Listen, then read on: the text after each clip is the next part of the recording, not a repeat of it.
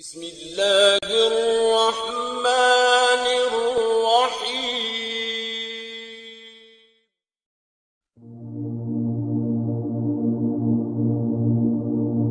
حضرت فاطمہ کی چادر فروخت کرنے کا واقعہ۔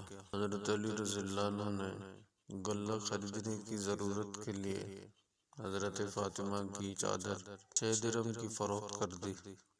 اتفاقاً راستے میں ایک سائل ملا تو وہ 6 درہم اس کو دے دیے۔ تھوڑی ہی دور چلنے پائے تھے، ایک شخص اونٹنی لیے ہوئے سامنے آیا اور کہنے لگا، علی تم اس اونٹنی کو ضرور لو، قیمت چاہے پھر دے دینا۔ حضرت علی رضی اللہ عنہ نے 100 درہم کی وہ اونٹنی خرید لی۔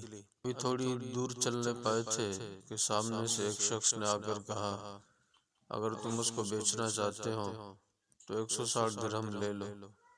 چنانچہ علی رضی اللہ عنہ نے وہ اونٹنی 160 درہم کی فروخت کر دی۔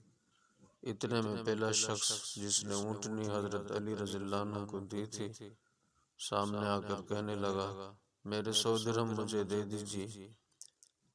آپ نے اس کی رقم اس کے حوالے کی اور باقی 60 درہم لے کر گھر آئے۔ حضرت فاطمہ رضی اللہ عنہ نے معلوم کیا کہ آخر یہ رقم کہاں سے ملی، تو انہوں نے بتایا کہ میں نے اپنے خدا سے تجارت کی تھی، اس میں 60 درہم کا نفع ہوا۔ جب علی رضی اللہ عنہ نے حضور اکرم صلی اللہ علیہ وسلم کی خدمت میں یہ واقعہ عرض کیا تو حضور اکرم صلی اللہ علیہ وسلم نے ارشاد فرمایا کہ اے علی، تمہیں معلوم نہیں اس اونٹنی کو فروخت کرنے والے جبرائیل تھے اور خریدار میکائیل، اور وہ اونٹنی وہ تھی جو قیامت کے دن حضرت فاطمہ کی سواری ہوگی۔